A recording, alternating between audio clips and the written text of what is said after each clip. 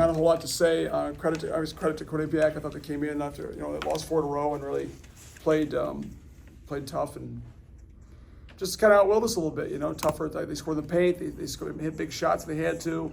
They hurt something on the glass. So a lot of the same stuff. A lot of a little frustration with it's kind of like Groundhog Day a little bit. It's like the same thing over and over again. We're trying to expect different results. So I don't think we're playing very well. I don't think we're playing very well together. I don't think we're playing very tough.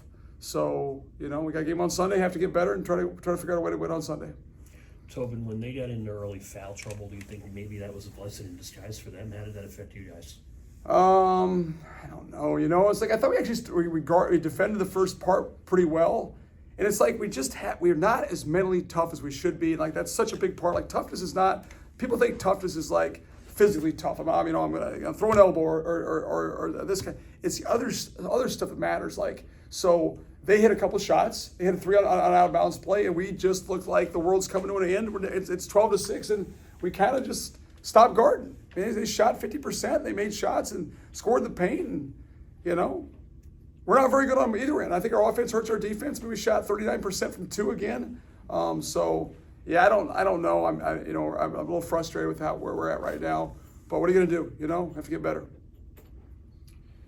Coach, you got it down to 4, and things were looking good. I thought so. Playing better on both ends, and then the wheels came off. Yeah, I thought we had I can't remember the exact, but I thought Weza had a good 3 in transition, a pitch back 3 that we could have cut to 1. Maybe I'm wrong, or maybe we got to 6. He had a pitch back, then he missed that shot, and they came down. Savion Lewis hit a big 3. That I thought extended it back. It's just like at the end of the day, like you got to make some shots. I mean, I'm not a miss shot guy, but how we're like because they're making shots. And I give them a lot of credit. I thought the last time we played them before the game, I'm like Savion Lewis, Matt Blanc, Otieno. Like they've been together for a while. They've had success together. Like they're like the end of the first half. There's a loose ball. Otieno dives on a loose ball. The whole world sees it. The whole world sees him dive for a loose ball, and we don't dive for a loose ball. You're not going to win unless you dive for that loose ball. And either they're going to do it or they're not going to do it. We have to get guys we will have guys here who will do that. Right now we don't. That's a loose ball. He dives for it. That's why Quinnipiac's won 20 games, and that's why we're, now we're about below 500. I mean, it's as simple as that, And I've always had guys who did that. Right now we're not doing that. On the rebounding stuff at the end of the game, we're just not boxing out. We're not being physical. We're hoping somebody else does that. Can't win that way. Just can't win that way. So, But there's no quit any of us. We're gonna get better, try to get better tomorrow, and try to go Marist on Sunday. Is the adjustment period without Greg maybe a little longer than you may have envisioned? I mean, listen, when something like that happens at this stage of the season, I mean, it threw us all for a loop. So yeah, has that hurt us? Absolutely. Hurt us on the court, hurt us off the court, hurt us the whole thing. So yeah. I mean, I don't know. It just when that happened, it was a blow to the entire program. I'm not saying either way. Who there was, whatever the blame is, or whatever happened, like just to have that happen, it's a big blow. And now, do I think it should have been that big of a blow? No, I think we should have adjusted. We should have handled it better than we've handled it. We haven't handled it well. We have good enough players to still win, but we're not doing any of the tough stuff. We go 10 for 18 for the free throw line. You got to make free throws. You got to make free throws. Like that's a big part of the game. You got to make layups. How many layups do we miss? How many shots around the basket do we miss? Right? You got to rebound. Right? There's things you have to do no matter what, and we can do those things. We just don't do them consistently, and that's the frustrating part. So, what's the state of your bench right now? Well, I was like, and like that's a good question because I was like, Isaac Bryce played 2 minutes at the end of the game, but he played 2 minutes hard. Like, at least he'll bring some energy, some juice. So, yeah, I think we got to probably try to play those guys a little bit. Like, Gene was hurt most of the week, and he just got back. He hadn't practiced all week long. He played tonight. I thought Gene did some good things. JQ got a little frustrated, but so Gene was all back to our bench. Gene off the bench, good. Bates was okay.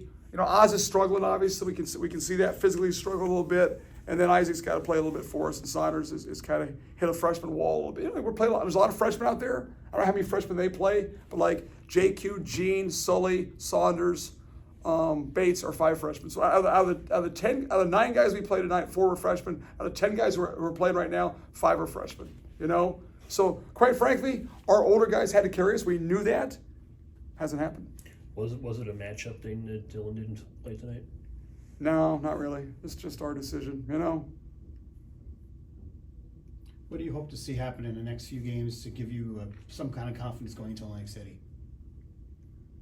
Some fight, you know, some fight, some toughness, some have an identity. Either be probably right now at this point, we've got to be better defensively. We got to be better offense. You'd say to yourself, "Hey, let's become a really good defensive team in the next 2 weeks." That could help us.